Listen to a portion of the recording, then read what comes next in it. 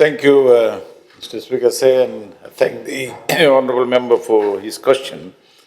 But before I answer his specific question about whether we will raise the rates, let me just give you a little background and use this opportunity to explain what the government's agenda is, what EFL, Mr. Speaker, is trying to do at the moment. So let me begin by reaffirming government's ambitious renewable energy targets of 100% electricity from renewable energy sources by 2035. So that remains a key part of the nation's climate strategy. These targets, Mr. Speaker, are aligned with the National Energy Policy 2023-2030, National Climate Finance Strategy, and the National Development Plan 2025-2029 and Vision 2050. Mr. Speaker, in 2024, EFL's production of electricity comprised of 51.73% from hydro. So we are doing well with the existing infrastructure if you look at where we are in terms of some of the other countries. 42.9% from thermal diesel fuel and 0.07 from wind and solar power, 5.23% from independent power producers, namely Tropic Wood Industries, Fiji Sugar Corporation, and Nambo Green Energy Limited, which uses burn biomass for power generation, and that is considered renewables, Honourable Koya.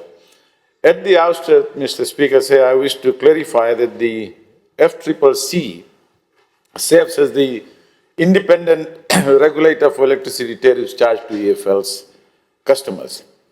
And these tariffs are determined under an approved tariff methodology that is based on allowable revenue formula.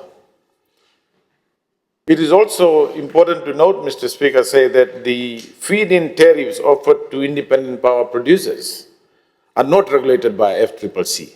So that's clear at the moment until such time that we get to that.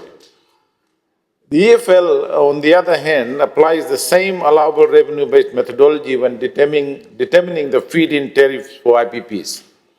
In doing so, EFL must factor in its required investment, cost for transmission, distribution, and retail services, which are necessary to evacuate and deliver the power generated by IPPs to consumers. EFL, Mr. Speaker, has also recently adopted a tender process to determine the rate for IPPs.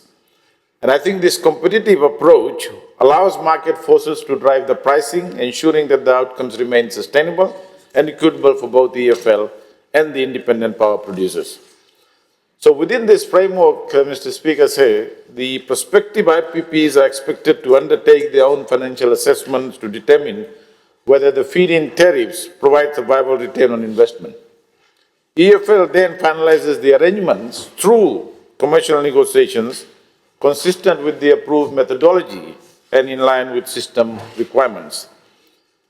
This approach, Mr. Speaker, ensures a fair, transparent, and market-driven process that balances the interest of landowners, investors with the broader need to safeguard electricity affordability and reliability for all Fijians. This year, EFL announced some major decisions, an ambitious 2 billion green energy transition plan over the next 4 years. This program will be critical to ensuring that Fiji's electricity sector remains reliable, sustainable, and consistent with our national development and climate commitments. So half of this investment, Mr. Speaker, will be directed towards developing 165 megawatts of solar energy capacity. To achieve this, EFL will actively engage with independent power producers, recognizing that the scale of transition cannot be achieved by the utility alone. So discussions at the moment are taking place with potential IPPs. This is, Mr. Speaker, ongoing with government support. And I think that is essential in ensuring that the right incentives are put in place to encourage private sector investment in this sector. And without private sector investment, without independent power producers, this dream of achieving the targets will not see fruition in the timeline that we've set in. So this process, Mr. Speaker, requires close collaboration with FCCC, particularly in relation to tariff stabilization and timely adjustments to ensure that investors can secure fair returns and reinvest in Fiji's energy future. EFL has indicated to government that it's considering a submission for a tariff review, while also pursuing parallel projects to diversify renewable energy generation. These include the development of the 21 megawatt solar facility in the Western Division, as well as the identification of hydro potential on Viti level. Beyond solar and hydro, EFL is also exploring opportunities in geothermal, wind, and other modern renewable technologies. As we all know, Mr. Speaker, the electricity, or provision of electricity remains the backbone of our economy. And we find that it is one of the obstacles to big and sometimes even smaller investments in areas where EFL has difficulty in providing transformers and reliable power. So while renewable energy projects remain a clear national priority, government is mindful that concessional resources must not be diverted from critical social and infrastructure needs.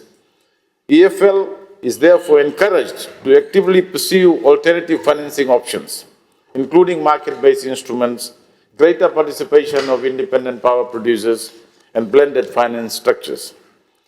We are ready as a government to provide guarantees for well-structured domestic or external loans where justified to lend concessional funds.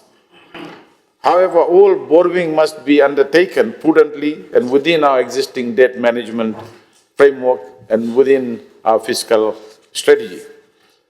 So government, Mr. Speaker, through the Ministry of Finance, Public Works, Meteorological Services and Transport Ministry, FCCC, is currently reviewing the tariff framework.